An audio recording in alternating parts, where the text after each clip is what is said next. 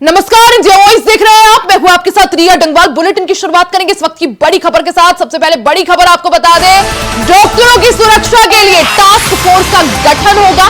Supreme court ने national task force का गठन किया है। नेशनल टास्क फोर्स में कुल 8 सदस्य शामिल होंगे। टास्क फोर्स में दिल्ली एम्स के निदेशक भी शामिल होंगे।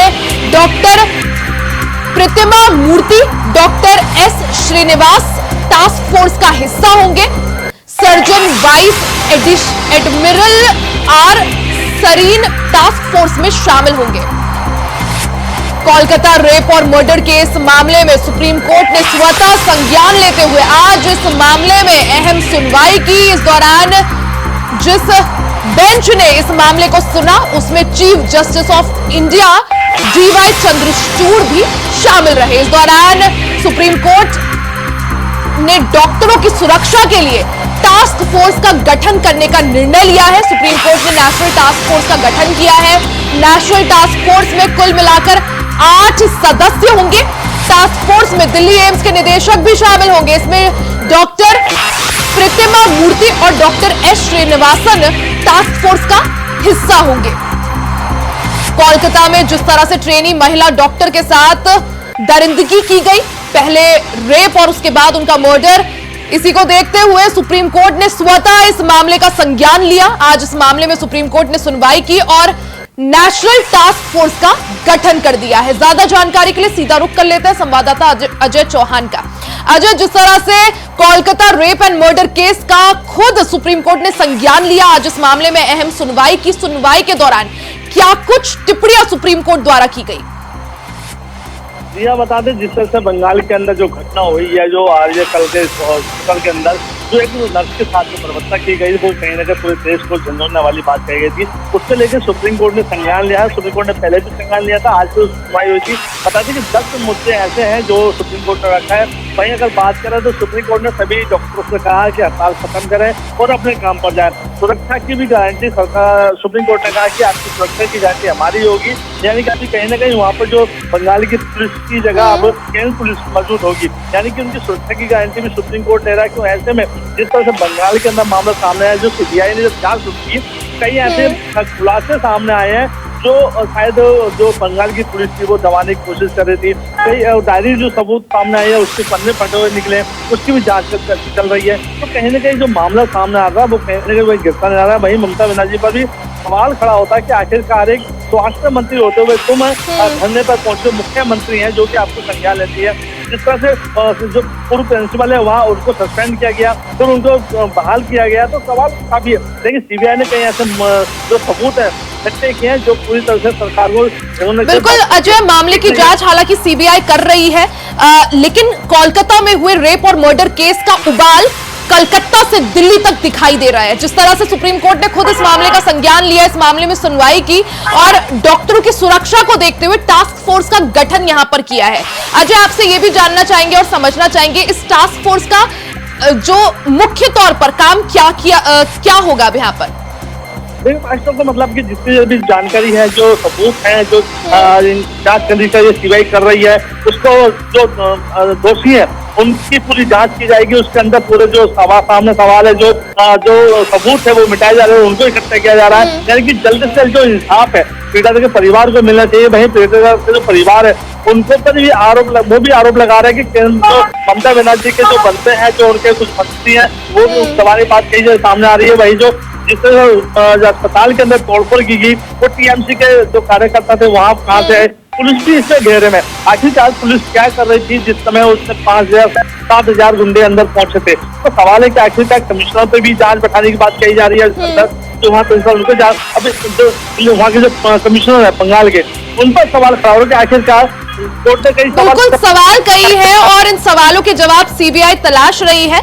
साथ ही भारतीय जनता पार्टी और TMC के बीच एक लड़ाई जो है वो भी किसी से छिपी नहीं है। आरोप प्रत्यारोप का दौर लगातार जारी है।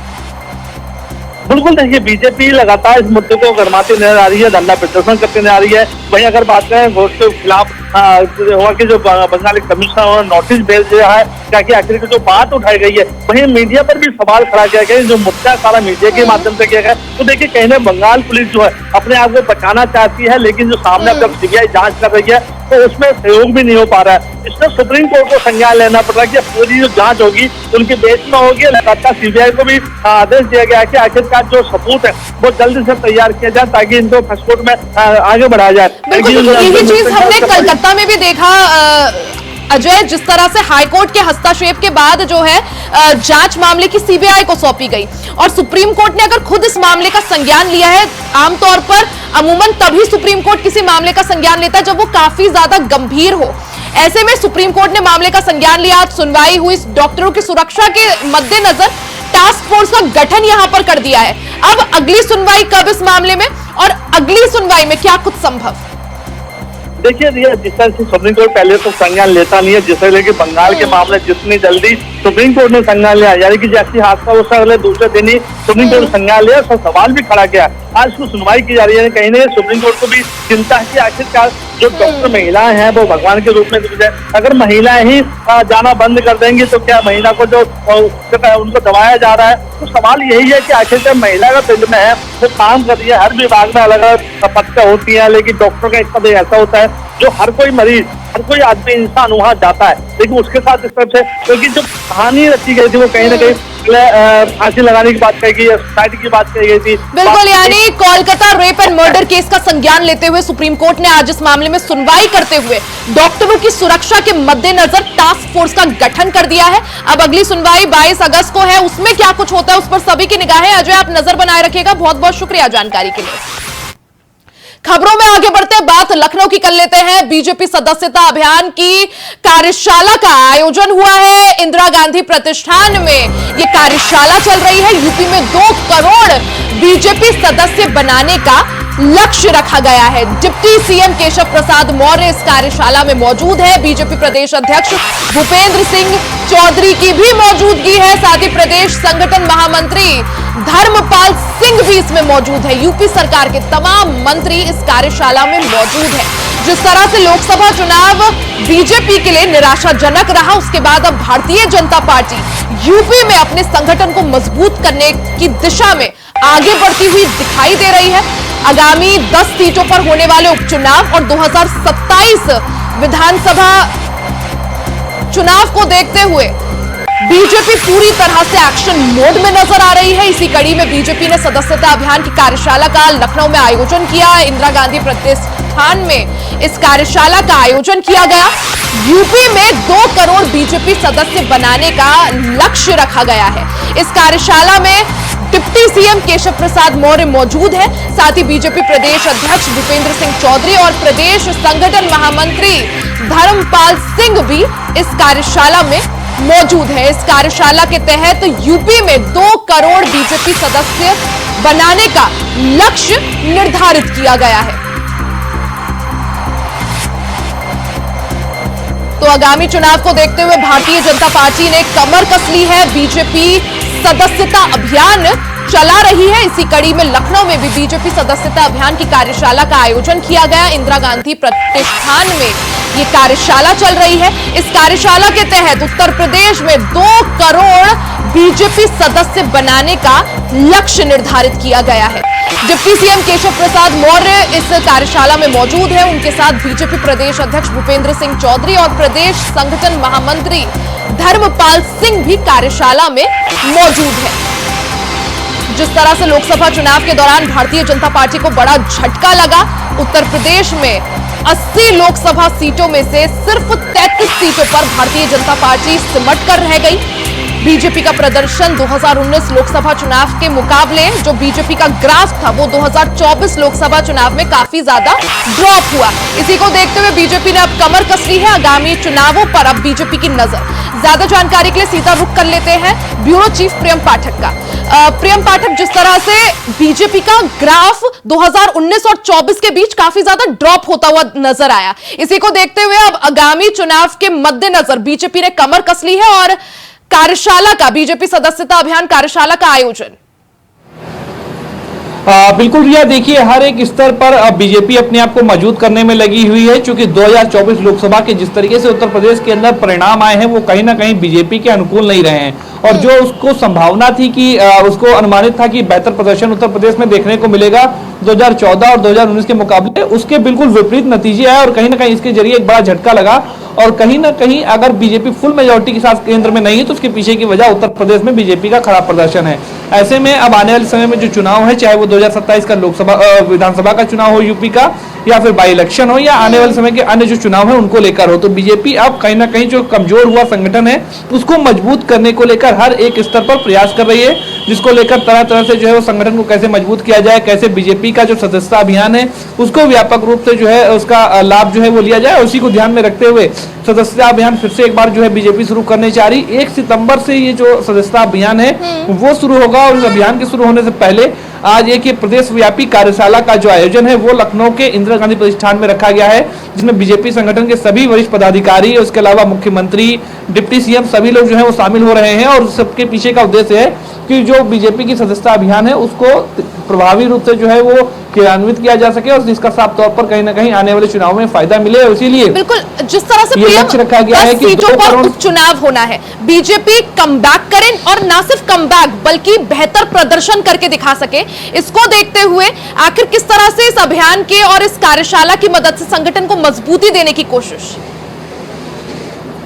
देखिए साफ तौर पर इसके पीछे का लक्ष्य है कि जो सदस्यों की संख्या बढ़ेगी तो साफ तौर पर कहीं ना कहीं बीजेपी का जो परिवार है, बीजेपी का जो कुनबा है वो बढ़ेगा और उसके जरिए वो ज्यादा से ज्यादा लोगों तक पहुंच सकेंगे। उन लोगों को अपने में शामिल करके कहीं ना कहीं उसको वोट में कन्वर्ट करने की कहीं ना कहीं पूरी जो प्रयास है वो बीजेपी की तरफ से किया जा रहा है। इसीलिए ये सदस्यता अभियान की जो है वो शुरुआत की जा रही है। 1 सितंबर से ये अभियान शुरू होगा प्रदेश व्यापी। बीजेपी ने लक्ष्य रखा है कि उत्तर प्रदेश के अंदर करीब 2 करोड़ से अधिक लोगों को इस सदस्यता अभियान के जरिए बीजेपी के साथ में उत्तर प्रदेश के अंदर जोड़ा जाए। हालांकि जो लक्ष्य अगर आप देखें तो बहुत बड़ा है, लेकिन कहीं ना कहीं जिस तरह से अगर आप देखें बीजेपी का संगठन बड़ा है, उसका जो पूरा संगठन है वो बहुत बड़े स्तर पर है, तो उसके जरिए कहीं ना कहीं इसीलिए आज ये कार्यशाला का आयोजन किया गया है कि किस तरीके से इस अभियान को चालू किया जाएगा, किस तरीके से इस अभियान का लक्ष्य रहेगा, इसको क्रियान्वित किया जाएगा और कैसे ज्यादा से ज्यादा लोगों को इसके साथ में जोड़ा जाएगा ताकि इसका साफ तौर पर आने वाले चुनाव में बीजेपी को फायदा मिले। इसी को लेकर आज ये कार्यक्रम आयोजित किया गया है। मौजूदा वक्त में अभी वहां पर भूपेन्द्र चौधरी, डिप्टी सीएम केशव प्रसाद मौर्य, संगठन महामंत्री धर्मपाल सिंह उसमें मौजूद हैं, ब्रजेश पाठक भी इसमें शामिल होंगे डिप्टी सीएम,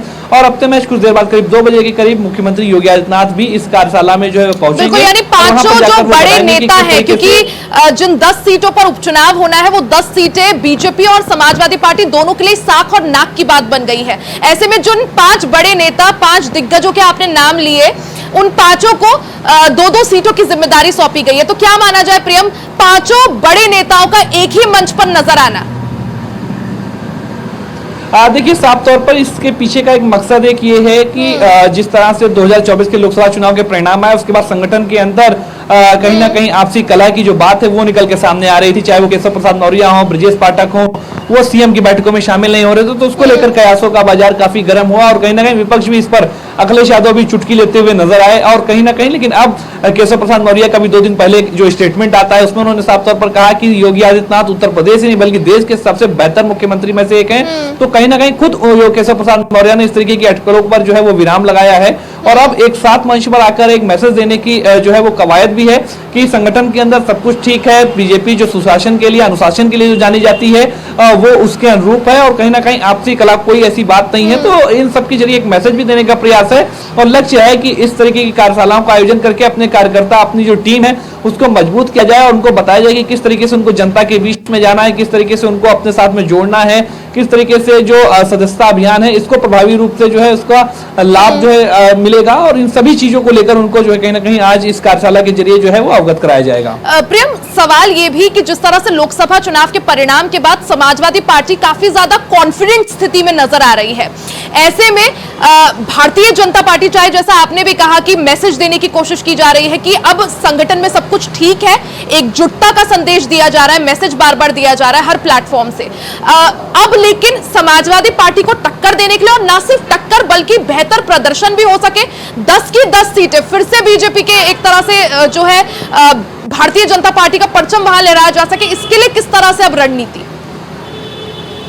देखिए रिया, जिस तरीके से बीजेपी का परफॉर्मेंस उत्तर प्रदेश के अंदर हुआ है, उसके बाद अब कहीं ना कहीं ये उपचुनाव महज नंबर ऑफ 10 सीट्स नहीं रहेंगे, बल्कि ये कहीं ना कहीं बीजेपी की प्रतिष्ठा का, उत्तर प्रदेश के अंदर उसकी विश्वसनीयता को लेकर जनता के बीच में जो है वो सवाल होगा। और यही वजह है कि जो उपचुनाव है इनको काफी प्रमुखता के साथ में, चाहे वो समाजवादी पार्टी हो या फिर बीजेपी हो, वो दोनों ही ले रहे हैं। समाजवादी पार्टी के साथ एक बड़े प्रयोग के तौर पर है, इंडिया गठबंधन के साथ में वो अगर आते हैं तो कहीं ना कहीं 2027 में भी क्या ये इंडिया गठबंधन जो है वो जारी रहेगा नहीं रहेगा, तो उसके लिए एक परीक्षण के तौर पर कह सकते हैं ये बाई इलेक्शन समाजवादी पार्टी के लिए रह सकता है। बीजेपी इस बाई इलेक्शन के जरिए ये प्रूफ करना चाहेगी कि उत्तर प्रदेश के अंदर अभी भी उसका जो वैल्यू थी, उसकी जो पकड़ है मतदाताओं के बीच में, वो अभी भी बरकरार है। और जो 2024 लोकसभा के चुनाव के परिणाम थे वो कहीं ना कहीं बिल्कुल प्रेम, यही वजह है कि आगामी चुनाव को देखते हुए सभी की निगाहें उन चुनावों पर टिकी हैं कि आखिर बीजेपी या समाजवादी पार्टी कौन उन 10 सीटों पर फतेह जो है कर पाता है। और यही वजह कि बीजेपी अभी से तैयारी में जुट गई है, संगठन को मजबूत करना हो या चुनाव को देखते हुए कमर कसना हो।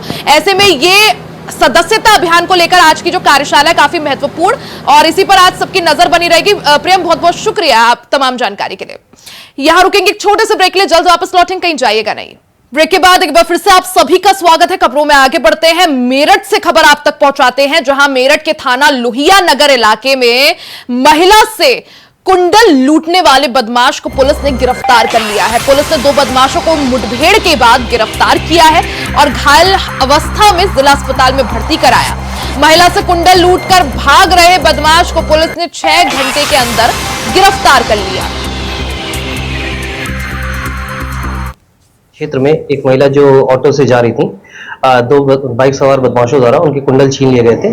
फिर खास की सूचना के आधार पर चिंदौड़ी पुलिया के पास पुलिस मुठभेड़ में 2 बदमाशों को गिरफ्तार किया गया है। इसमें से एक बदमाश जिसका नाम सुभान है, इसके पैर पे गोली लगी है और इसके ऊपर 4 से अधिक मुकदमे पंजीकृत है। दूसरे बदमाश का नाम वासिद है और घायल को उपचार हेतु अस्पताल में एडमिट कराया गया है। इसमें वहीं सीएम योगी आदित्यनाथ ने मंगलवार को गोरखनाथ मंदिर में जनता दर्शन के दौरान लोगों की समस्याएं सुनी और मुख्यमंत्री ने इस दौरान करीब 300 लोगों से मुलाकात कर उनकी समस्याएं निस्तारण के निर्देश दिए।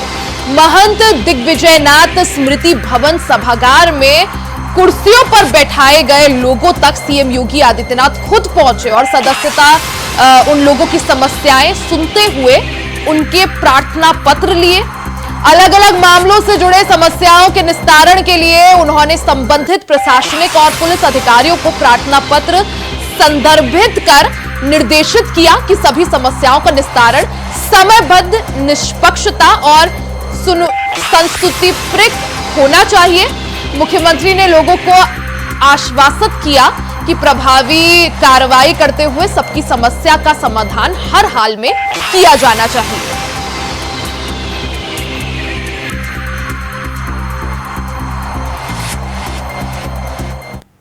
वहीं केंद्र सरकार के अस्पतालों में सुरक्षा बढ़ाने के निर्देश दिए गए हैं। स्वास्थ्य मंत्रालय ने संस्थान प्रमुखों को पत्र लिखा है। डॉक्टरों और स्टाफ की सुरक्षा को लेकर पत्र लिखा गया है। दिल्ली से बड़ी खबर आपको बता दें, जिस तरह से कोलकाता में महिला डॉक्टर के साथ रेप और मर्डर का मामला सामने आया था, उसके बाद देश भर में रेसिडेंट डॉक्टर्स हड़ताल पर है। ऐसे में कलकत्ता का मामला दिल्ली तक उबाल मार रहा है। इसी को देखते हुए केंद्र सरकार ने अस्पतालों में सुरक्षा बढ़ाने के निर्देश दिए हैं। स्वास्थ्य मंत्रालय ने सभी अस्पतालों को पत्र लिखा है। सभी अस्पताल प्रमुखों को पत्र लिखकर डॉक्टरों और स्टाफ की सुरक्षा को लेकर यह पत्र लिखा गया है और सुरक्षा बढ़ाने के निर्देश दिए गए हैं।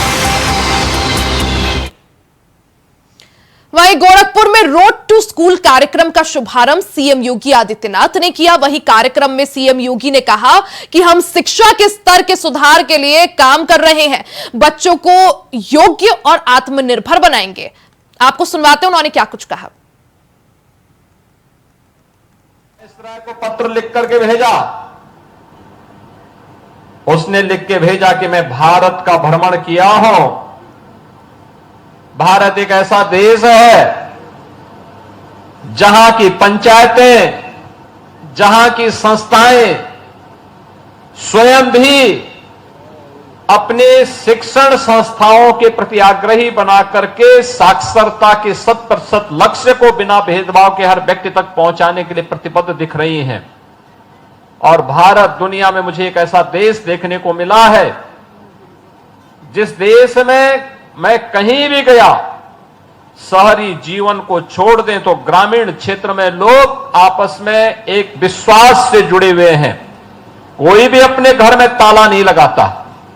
हर व्यक्ति को एक दूसरे पर विश्वास है और परस्पर यह विश्वास जब तक भारत के अंदर बना हुआ है, भारत को अधिक दिनों तक ब्रिटिशर गुलाम नहीं बना के रख सकते। और इसलिए उन्होंने उस समय की शिक्षा पद्धति को इस रूप में बनाया कि पहले की तुलना में अगर देखा जाए तो देश के अंदर निरक्षरता बढ़ी, लेकिन आजादी के बाद जो प्रयास प्रारंभ हुए उसके कुछ परिणाम प्राप्त भी हुए, लेकिन अभी इस पर बहुत कुछ किए जाने की आवश्यकता है, बहुत कुछ किए जाने की आवश्यकता है। और इसके लिए हम आभारी हैं प्रधानमंत्री मोदी जी के, जिन्होंने राष्ट्रीय शिक्षा नीति, जब पूरी दुनिया कोरोना जैसी महामारी के सामने पस्त थी, तब कोरोना जैसी महामारी से देशवासियों को बचाने, उनको सुरक्षित रखने के साथ साथ उज्जवल भविष्य की एक नई आधारशिला रखने के लिए राष्ट्रीय शिक्षा नीति 2020 प्रधानमंत्री मोदी जी ने देशवासियों को दी।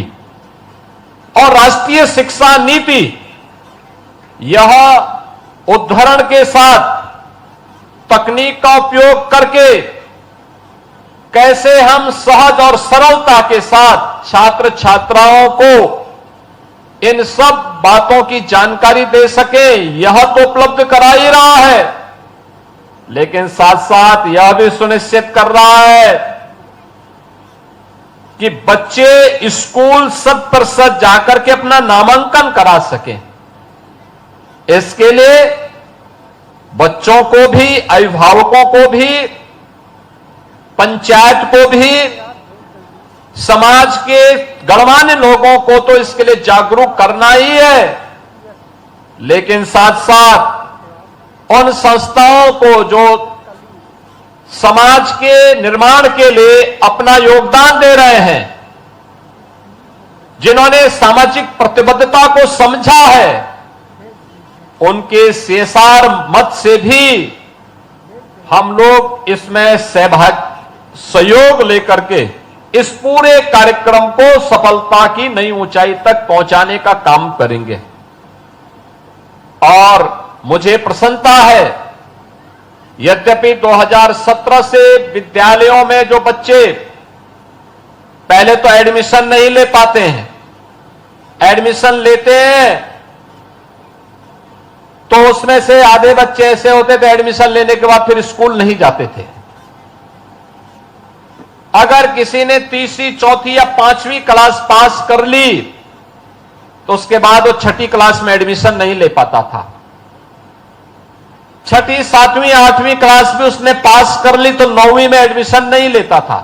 यानी परिणाम क्या था कि 9वीं क्लास में एडमिशन लेने वालों की संख्या पहली क्लास में एडमिशन लेने वालों की संख्या की तुलना में आधी रह जाती थी।